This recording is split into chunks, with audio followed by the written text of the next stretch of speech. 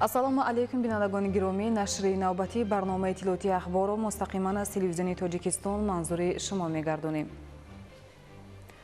15 декабр дар шаҳри Душанбе таҳти раёсати раиси Маҷлиси Миллии Маҷлиси Олии Ҷумҳурии Тоҷикистон, раиси шаҳри Душанбе муҳтарам Рустами Эмомалӣ, ҷаласаи навбатии шӯрои Маҷлиси Миллии Маҷлиси Олии Ҷумҳурии Тоҷикистон давати ҳафтум баргузор гардид.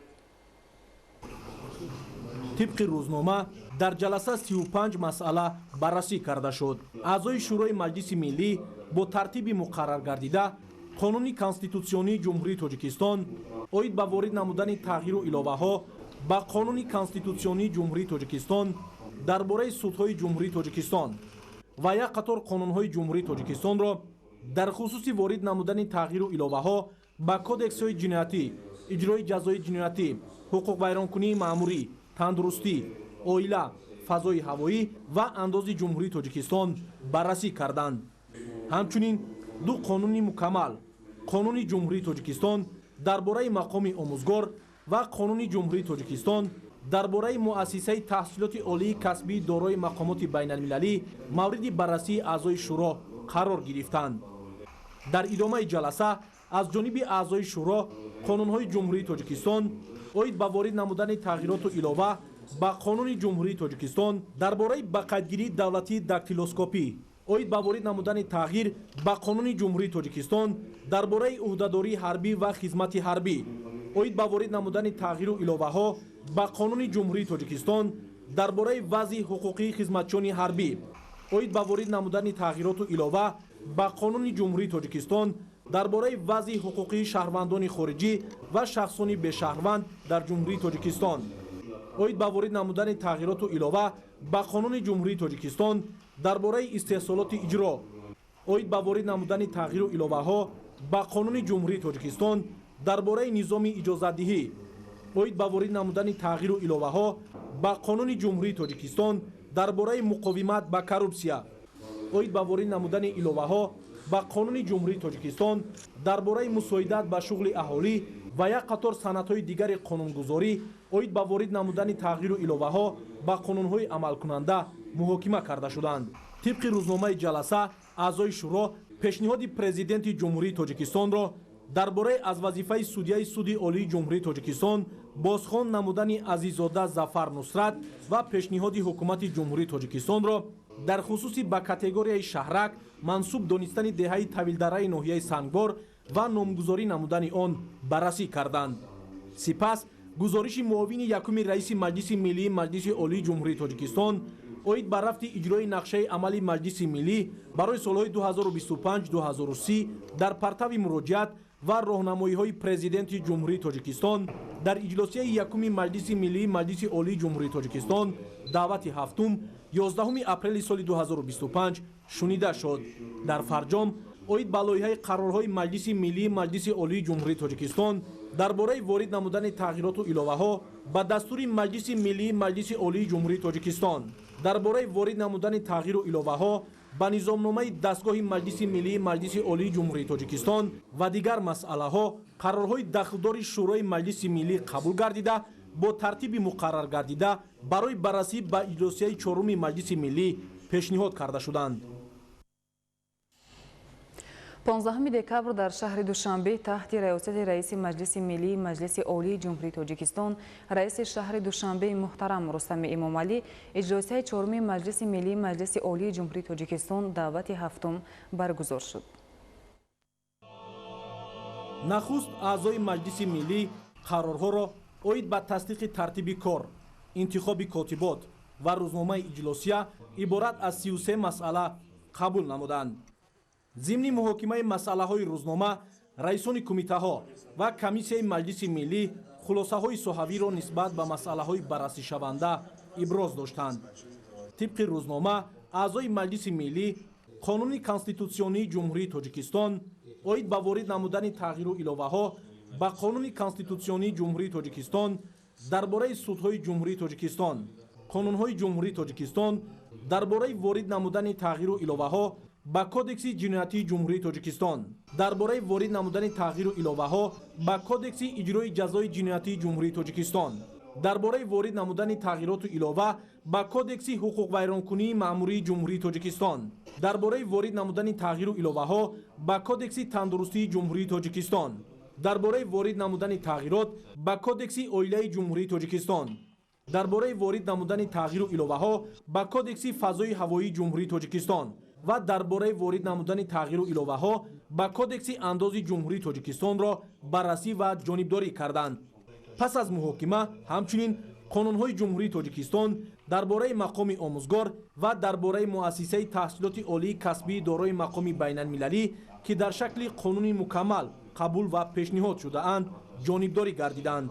در ادامه اعضای مجلس ملی قانون‌های جمهوری تاجیکستان اوید با وارد نمودن تغییرات علاوه با قانون جمهوری تاجیکستان درباره با قیدگیری دولتی داکتیلوسکوپی، اوید با وارد نمودن تغییر با قانون جمهوری تاجیکستان درباره عهدهداری حربی و خدمت حربی، اوید با وارد نمودن تغییر و علاوه ها با قانون جمهوری تاجیکستان درباره وضع حقوقی خدمتچیان حربی، اوید با وارد نمودن تغییرات و علاوه با قانون جمهوری تاجیکستان درباره وضع حقوقی شهروندان خارجی و شخصان به شهروند در جمهوری تاجیکستان، اوید با وارد نمودن تغییر و علاوه ها با قانون جمهوری تاجیکستان درباره استحصالات اجرا، اوید با وارد نمودن تغییر و علاوه ها با قانون جمهوری تاجیکستان درباره نظام اجازت‌دهی، اوید با وارد نمودن تغییر و علاوه ها با قانون جمهوری تاجیکستان درباره مقاومت با کورپسیا، اوید با وارد نمودن علاوه ها با قانون جمهوری تاجیکستان درباره مساعدت به شغل اهالی، اوید با وارد نمودن تغییرات با قانون جمهوری تاجیکستان درباره زنبوری اصل پروری، اوید با وارد نمودن تغییر و علاوه ها با قانون جمهوری تاجیکستان درباره زبان دولتی جمهوری تاجیکستان، اوید با وارد نمودن تغییر و علاوه با قانون جمهوری تاجیکستان درباره معارف، اوید با وارد نمودن علاوه با قانون جمهوری تاجیکستان درباره حفظ حقوق‌های کودک، اوید با وارد نمودن تغییر و علاوه ها با قانون جمهوری تاجیکستان درباره دیگر پرداخت‌های حتمی به بودجه، اوید با وارد نمودن تغییرات با قانون جمهوری تاجیکستان درباره خدمت‌رسانی‌های پرداختی و نظام پرداختی و اوید با وارد نمودن علاوه ها با قانون جمهوری تاجیکستان درباره خدمت دیپلماتی را بررسی و اوید با جانبداری آنها قرارهای داخلدار قبول کردند. در اساس پیشنهاد پرزیدنت جمهوری تاجیکستان قرار مجلس ملی درباره از وظیفه سودیه سود عالی جمهوری تاجیکستان بازخوان نمودن عزیززاده ظفر نصرت قبول گردید. همچنین در اجلاسیه پس از بررسی پیشنهاد حکومت جمهوری تاجیکستان دهه طویل‌دره ناحیه سنگوار با کاتگوری شهرک منصوب دانسته سامانده نامگذاری کرده شد. در فرجام با قرارهای مجلس ملی تغییر و علاوه ها با دستور مجلس ملی مجلس عالی جمهوری تاجیکستان و نظامنامه دستگاه مجلس ملی مجلس عالی جمهوری تاجیکستان قبول گردیده بستی وظیفه های دستگاه مجلس ملی مجلس عالی جمهوری تاجیکستان و سمت خراجات مجلس ملی مجلس عالی جمهوری تاجیکستان برای سال 2026 تصدیق کرده شدند. پس از بررسی مسئله های روزنامه اجلاسیه رئیس مجلس ملی مجلس عالی جمهوری تاجیکستان محترم رستم امامعلی وابسته به بعض مسئله های حل طلب اندیشه های خود را بیان نمودند. از جمله ذکر نمودند که وقت‌های آخر در بین ساکنان کشور ما بخصوص نسل نورس حالت‌های استفاده زیادی ویب‌ها یا سیگارهای الکترونی به مشاهده می‌رسد که باعث نگرانی جدی می‌باشد. تحقیقات علمی طب ثابت نموده است که استفاده منتظم سیگارهای الکترونی برای سلامتی انسان بخصوص جوانان و نورسان ضررآور بوده به زیادشوی بیماری‌های شدید راه‌های نفس، دل و رگ‌ها و شش از جمله سرطان آورده می‌رساند. از این رو محترم رستم امامعلی کمیته‌های داخلدار مجلس ملی را وظیفه‌دار نمودند که قانونگذاری کشور را در این سمت مورد تحلیل قرار داده اوید به منع استفاده، استحصال، واردات، صادرات، فروش یک لخت و چکنه سیگارهای الکترونی تکلیف‌های مشخص پیشنهاد نمایند. با همین اجلاسیه چهارم مجلس ملی مجلس عالی جمهوری تاجیکستان دعوت هفتم به کار خود انجام بخشید. ادامه اخبار. در ناحیه رشت با استقبال جشن 35 سالگی استقلالی دولتی بنیاد 404 انشاءات خواجگی خلق پیش بینی شده است. از این شماره تا همین دوره سالی جاری 226 انشاءات مورد بهره برداری قرار گرفته کارهای ساختمانی در انشاءات باقی مانده ادامه دارد. گزارش ایدگلی محمود از ناحیه رشت. صاحبکاران وطندوس ناحیه رشت جهت سرعت بخشیدن کارهای آبادانی با استقبال جشن 35 سالگی استقلال دولتی جمهوری تاجیکستان در بنیاد مؤسسه‌های تعلیمی، تعمیر و اسفالت‌پوش کردن راه‌های ماشینگر و ساختمان ده‌ها انشاءات خواجگی خلق سهم ارزنده خود را گذاشته ایستادند. این است که فیض و برکت استقلال دولتی و بنیاد ده‌ها انشاءات خوشطرح بلند آشانه سیمای مرکز ماموری ناحیه رشت شهرک غرم خیلی هم آباد و زیبا شده.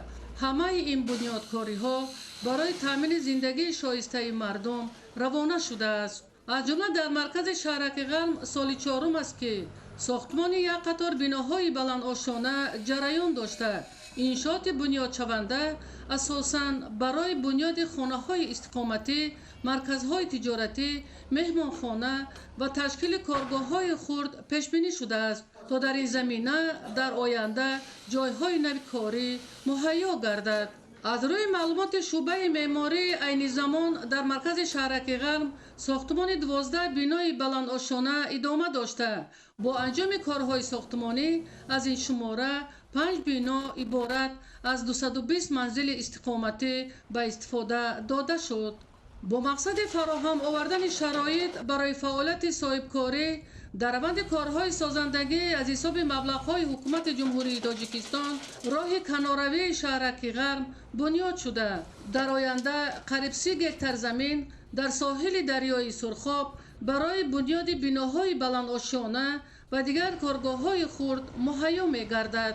عین زمان در شهرک غرم ساختمان 7 بینای بلند آشانه برای 320 منزل استقامتی و دیگر مرکزهای خدمت رسانی جریان داشته. صاحبکاران آبادکار بناها را با طرح و صنعت خاص معماری بنیاد کرده ایستادند تا از این انشاءات به استفاده داده شده مشتریان سالهای طولانی استفاده نمایند. در این ردیف سطح و صفت کارهای ساختمانی در بناهای بلند آشانه همیشه از طرف ساختارهای دخلدار نظارت کرده می شوند تا به خطری و طلبات ساختمانی پورا رعایت کرده شود. همین طریق صاحبکاران وطندوس ناحیه رشت نقشه دارند تا بناها را در عرفه جشن 35 سالگی استقلال دولتی به استفاده دهند. ایدیگولی محمود، دادرجان میرزازاده برای برنامه اخبار از ناحیه رشت.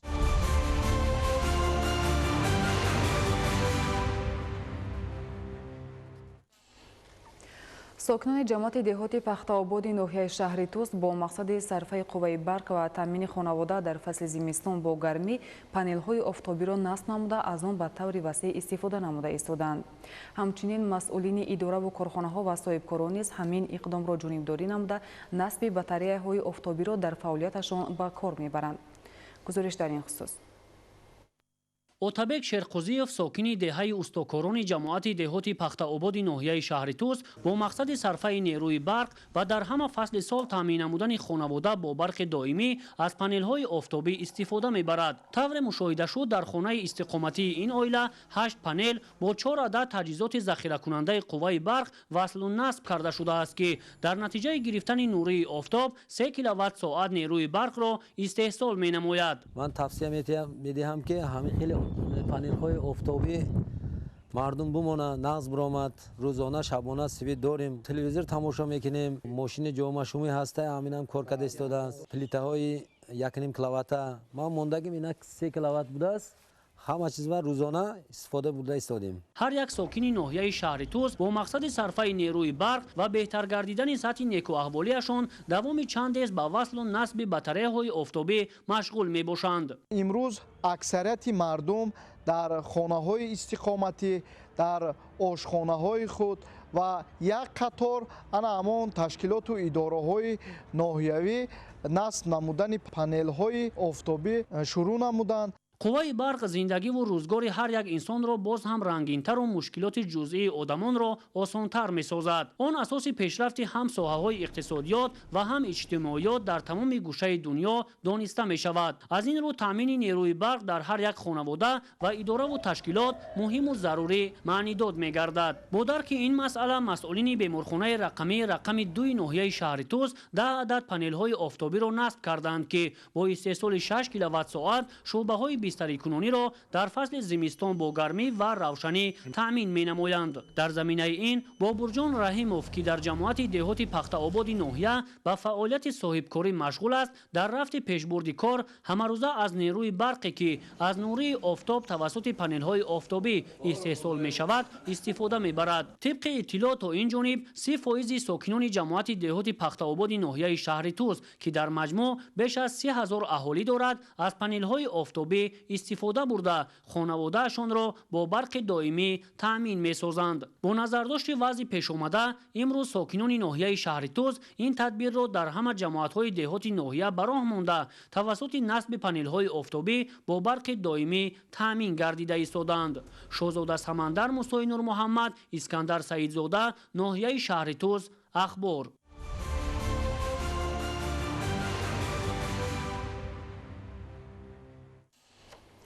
дар доираи барномаи рушди соҳаи боғу токпарварӣ дар хуҷагиҳои боғпарварии ноҳияи Фархор майдони боғот васеъ гардида боғҳои кӯҳна барқарор карда мешавад. дар ин самт корҳои идома дошта боғпарварон ҳамзамон дарахтони боғотро ба шакл дароварда истоданд. шарҳи бештар дар гузориши ҳамкорони мо.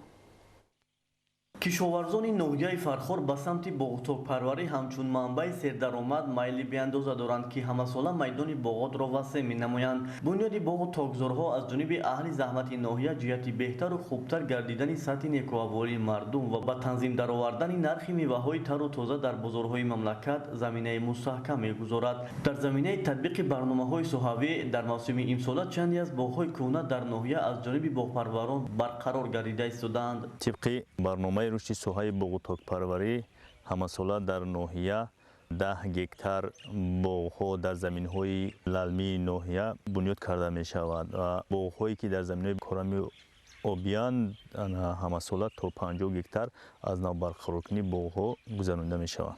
имсол тибқи нақша аз ҳисоби боғҳои кӯҳна дар майдони 50 гектар аз навбарқароркунии боғҳоро гузаронем.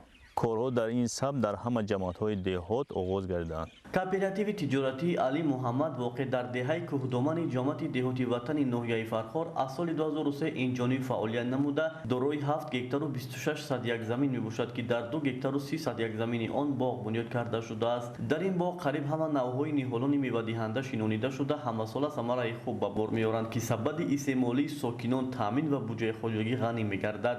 айни ҳол барқарорсозии боғ ва ба шаклдарории дарахтон бо маром идома дорад. кишоварзони ноҳияи Фархор бо ҷонибдорӣ аз ҳидоятҳои раҳнамусози пешвои миллат президенти ҷумҳурии Тоҷикистон муҳтарам Эмомалӣ Раҳмон вобаста ба рушди соҳаи кишоварзӣ тамоми чораҳоро меандешанд, аз ҷумла ба масъалаҳои истифодаи самараноки обу замин, риояи агротехникаи парвариши зироатҳо, ҷамъоварии беталафи ҳосил ва гузаронидани кишти такрорӣ диққати маҳсус зоҳир менамоянд бо мақсади таъмини ҳарчи хубтари амнияти озоқаворӣ заминҳои ҳосилдеҳи хоҷагиҳои деҳқонӣ пурсамар истифода мешаванд. Анваршо Сайдализода, Сайҳомиди Шариф, ноҳияи Фархор, Ахбор.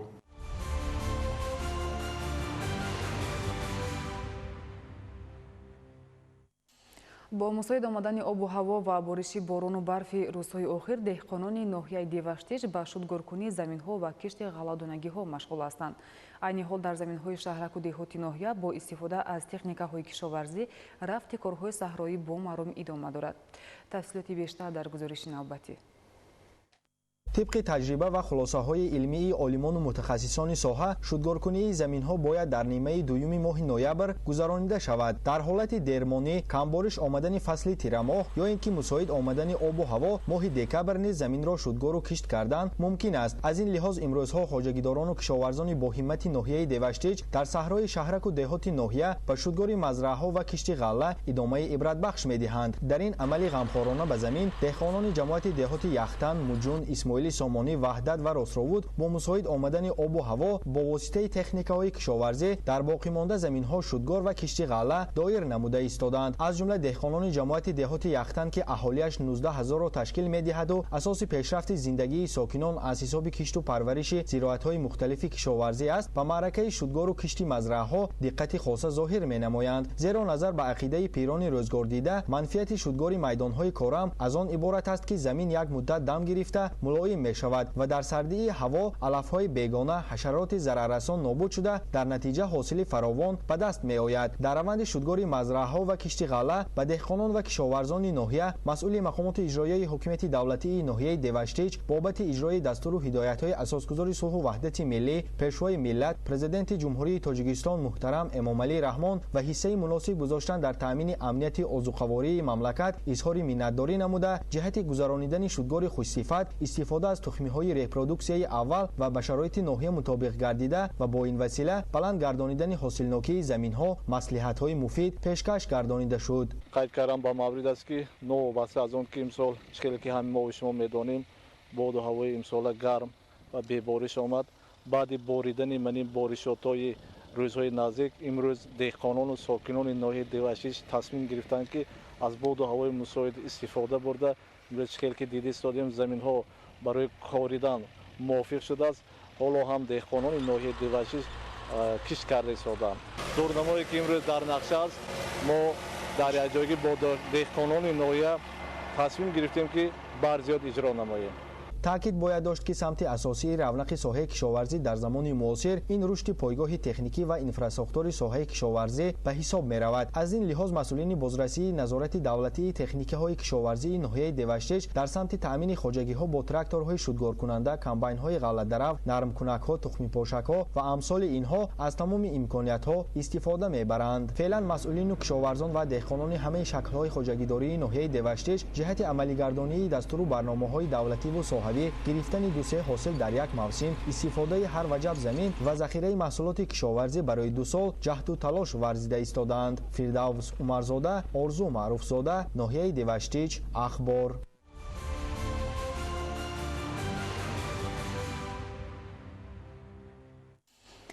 بینندگان گرامی، با رسیدن اطلاع تازه شما را همکارانمان در نشرهای منبع اخبار آشنا خواهند کرد. سلامت باشید.